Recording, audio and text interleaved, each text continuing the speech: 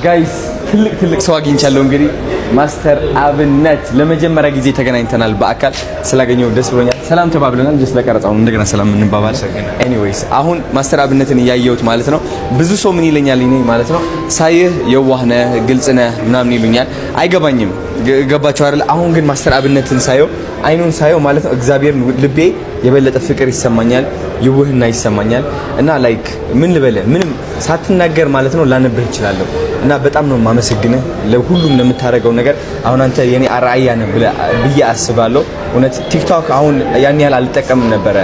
የሀበሻ እንትን አይመጣልኝም ነበር። ውጭ ሀገር እያለሁ እዛ ወስደውን ነበር እና አሁን ስመጣ ግን ሳየው ስቀላቀል አንተም የበለጠ እየመጣ እያየው ነበርና በጣም አመሰግናለሁ። ምን ያህል ከባድ እንደሆነ አውቀዋለሁ። ገባህ? የብዙ ሰዎችን ጭንቀት፣ የተለያዩ ጭንቀቶች አሉ፣ የተለያዩ የህይወት አቅጣጫዎች ያሉ፣ ችግር ውስጥ ያሉ ሰዎች ከራስ ወጥተህ ወደ ሌላ ህይወት እየቀያየርክ ነው ያለው እነሱን ለማገዝ ማለት ነውና በጣም ትልቅ ነገር ነው እየሰራክ ያለው። ያለ ጥንካሬ ደግሞ እንደቀላል እንዳታየው። በጣም እውነት የ1 ሚሊዮን ሰው ጥንካሬ ነው ያለ። አመሰግናለሁ ልፈልጋለሁ።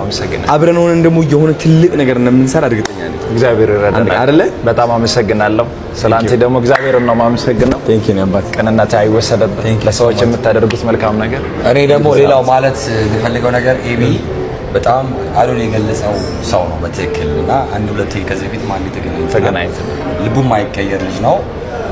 ስንት ቻሌንጆች እንዳሉበት አውቃለሁ። ላይክ ሳይነግረኝ እኔ ነገሮች ብቻ ነው አውቃለሁ። ሶ እግዚአብሔር ጤናውን እንዲሰጠው እመኛለሁ። ከዛ ውጪ ግን ጤናውን ራሱ እንዲጠብቅ ደግሞ እኛ ጂም ቤት ያን አመት ጊፍት ሰጥቻለሁ። በፈለክበት ሰዓት መተህ መስራት ትችላለህ ማለት ነው። በጣም ነው የማመሰግነው።